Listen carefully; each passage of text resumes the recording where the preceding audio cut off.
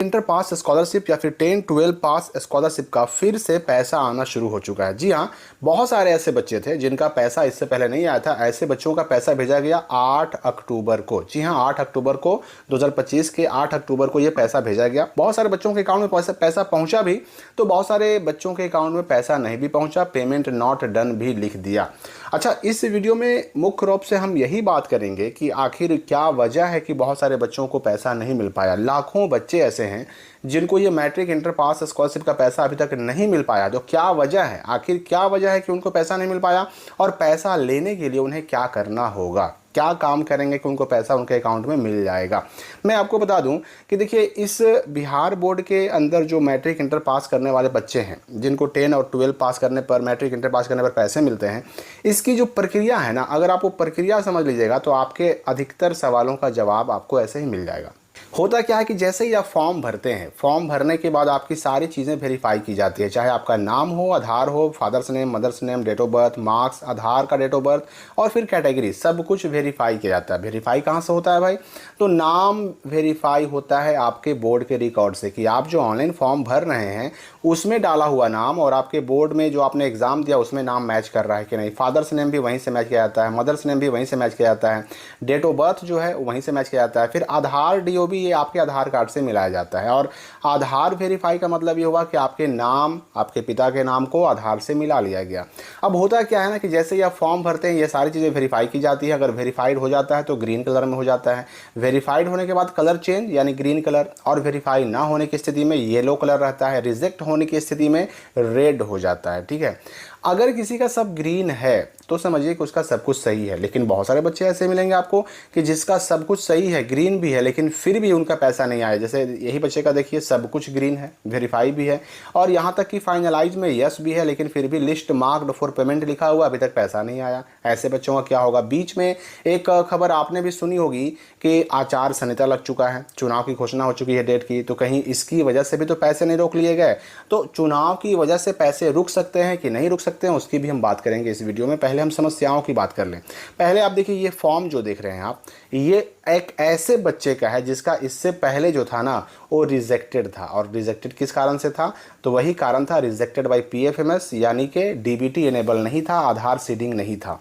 लेकिन इस बच्चे ने आधार सीडिंग करवाया, उसके बाद जो जो इसका येलो था वो सब कुछ ग्रीन हो गया। उसी बच्चे का स्क्रीनशॉट यहाँ पर आप देख लीजिए, यानी कि ये है उसी बच्चे का स्क्रीनशॉट। जैसे ही उसका आधार वेरीफाई हुआ, यहाँ पर लिख दिया सेंड फॉर आधार वेरिफिकेशन, जो रिजेक्टेड लिखा हुआ था, और सारी चीज़ें जो येलो थी सब ग्रीन हो गई।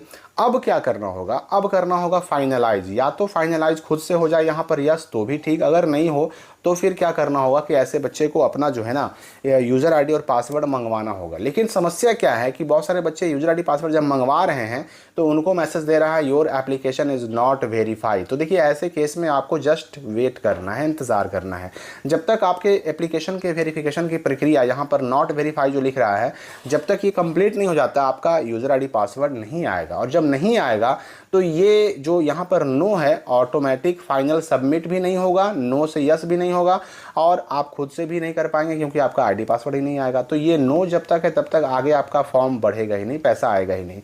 तो ऐसे बच्चों को इंतज़ार करना है।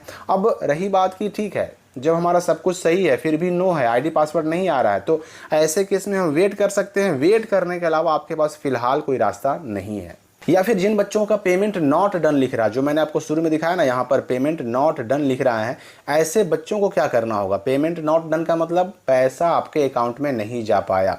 देखिए, इसमें आपको कुछ नहीं करना है। कारण क्या है? यहाँ पर रीज़न लिखा हुआ है, reason D012 debit failure insufficient funds, यानी जिस अकाउंट से पैसे डेबिट करके काट करके आपके अकाउंट में भेजने थे उस अकाउंट में पैसा ही नहीं था। बिहार सरकार के जिस अकाउंट से पैसे कटने थे उस अकाउंट में पैसा नहीं था, वहाँ से पैसा कटता तो आपके अकाउंट में आता, तो उस अकाउंट में पैसे नहीं थे, इसीलिए इनसफिशिएंट फंड की वजह से ये फेलुअर हो गया। यानी 8 तारीख के डेट में पैसे भेजने की कोशिश तो हुई पर फेल हो गई, क्योंकि जिस अकाउंट से पैसे आने थे वहाँ पर पैसा था ही नहीं और इस वजह से फेल हुआ। तो ऐसे केस में आपको कुछ भी नहीं करना है, आपको बस इंतज़ार करना है। ये जो नॉट डन हुआ है इसमें आपकी कोई गलती नहीं है, आपके तरफ से कोई कमी नहीं है, आपके अकाउंट में कोई कमी नहीं है, आपको इंतज़ार करना है। फिर से पेमेंट भेजा जाएगा। और जो ये रीज़न बताया गया ना, ये अकाउंट में जो फंड ना होने की वजह से पैसे नहीं आ पाए, फंड डाल करके उस अकाउंट में और फिर से आपके पैसे भेजे जाएंगे और आपके अकाउंट में आ भी जाएगा। इसलिए चिंता बिल्कुल नहीं करनी है आपको। बस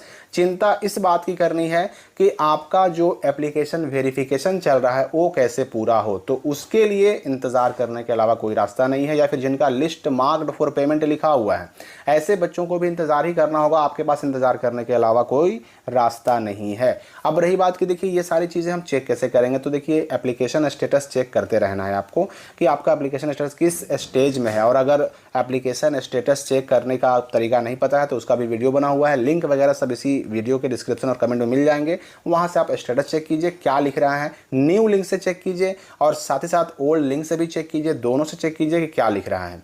देखिए सेंड फॉर पेमेंट जिसका लिखा हुआ है उसको भी कुछ नहीं करना है, रेडी फॉर पेमेंट लिखा हुआ है उसको भी कुछ नहीं करना है। ऐसे बच्चों को सिर्फ और सिर्फ इंतजार करना है, क्योंकि आप कुछ कर भी नहीं सकते, कोई रास्ता आपके पास है भी नहीं।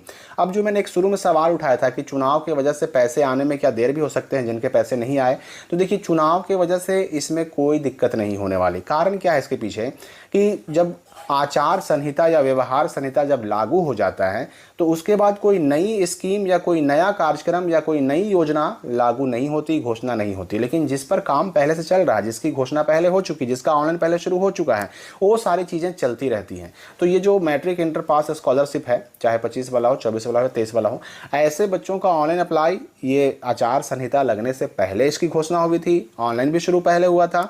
तो इस पर इसका कोई असर नहीं होगा, पैसे आपके आते रहेंगे। फॉर्म जैसे जैसे सबमिट होता रहेगा, फाइनल सबमिट होता रहेगा, फाइनलाइज में यस होता रहेगा, पैसे भी आपके आते रहेंगे। इसमें कहीं कोई दिक्कत नहीं होगी। ये जो आप देख रहे हैं इनवैलिड फादर नेम, इसमें देखिए इनवैलिड तब बताता है जब आपका मैट्रिक इंटर के डिटेल्स में यानी मार्कशीट में, एडमिट कार्ड में फादर्स नेम, मदर्स नेम, अपना नाम कुछ और हो और यहाँ जो है आप डाल रहे हैं जो वो मैच नहीं कर रहा, बिहार बोर्ड के रिकॉर्ड से मैच नहीं कर रहा, तब ऐसा करता है। इस केस में आप ग्रीवेंस फाइल कीजिए। ग्रीवेंस फाइल करने का लिंक भी आपको डिस्क्रिप्शन और कमेंट मिल जाएगा। आप ग्रीवेंस फाइल कीजिए और वहाँ पर अपना मैट्रिक का मार्कशीट वगैरह, इंटर का मार्कशीट वगैरह अपलोड कर दीजिए। हो सकता है कि बोर्ड के स्तर से इसमें सुधार कर दिया जाए।